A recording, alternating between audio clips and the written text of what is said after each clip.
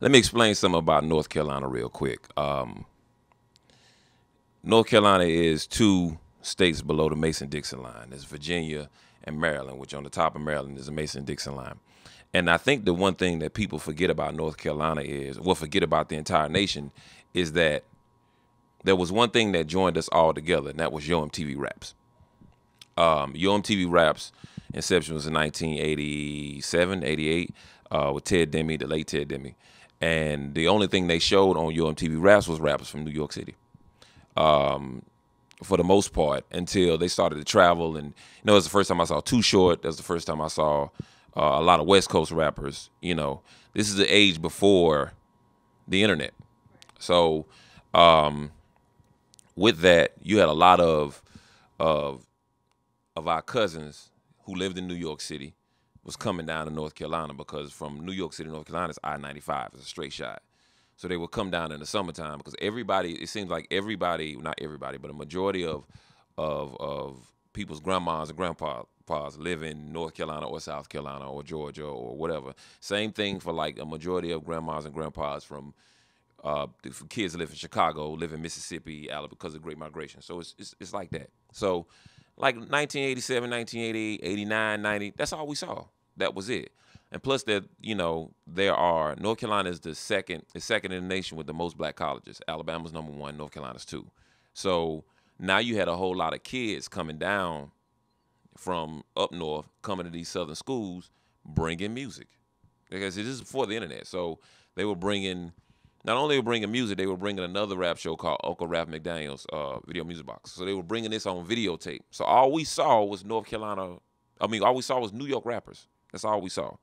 So this whole notion of Southern music didn't really start until probably the first Southern group to blow big like that was 2 Live Crew. Now, if you think about 2 Live Crew was drum breaks. It wasn't bounce music. It wasn't turn up. It wasn't none of that. It was drum breaks fast, rapping fast. It was still rapping, but 2 Live Crew was probably the biggest Southern group, and they were from Miami. They weren't even from Georgia. So then after that came So Def, which still had a New York influence with Criss Cross. It still was New York influence with the beats and everything. So then after that, you had Outkast. So Outkast was the perfect blend of having like the New York swing to your beats or sampling, but everybody, if you're from the South, Andre sounded and Big Boy sounded like your cousin. Just from family reunion or whatever, the way they talked.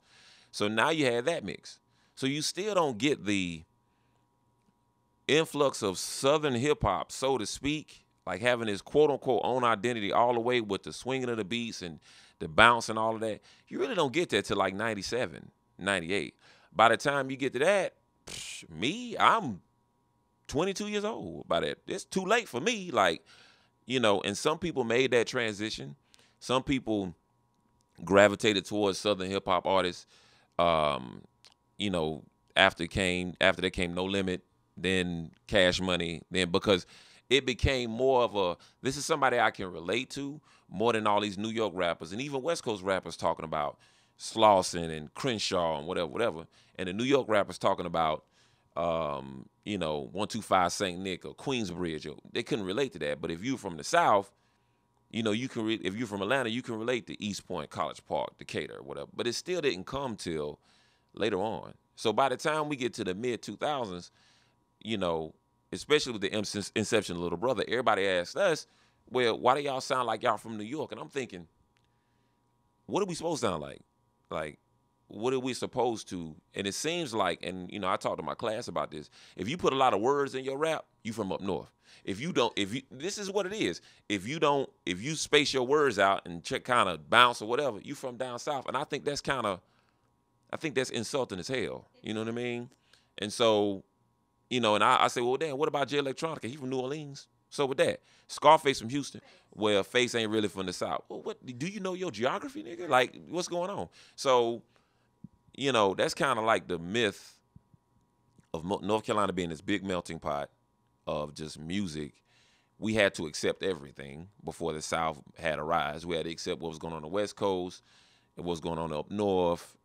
Even coming from Chicago, we had to accept everything before the South made a name to ourselves, for ourselves. But still, apple don't fall far from a tree. A lot of our roots and a lot of our musical roots come from New York City. And I don't think there's anything wrong with that. I don't think that if you live in a state, you have to, oh, you from the South, then why you ain't doing no. I got for years, I thought you was from New York. I'm like, why is that?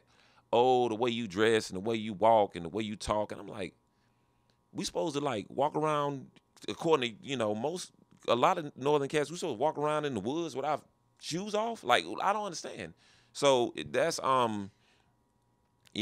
probably that's the biggest reason why Little Brother named our drama tape Separate But Equal, because that is the ultimate double entendre, separate but equal. Yeah, we live down here, but we don't sound like everybody else. So that's probably why most of our influence for me, as far as producers, as far as the best rappers of all time, I think,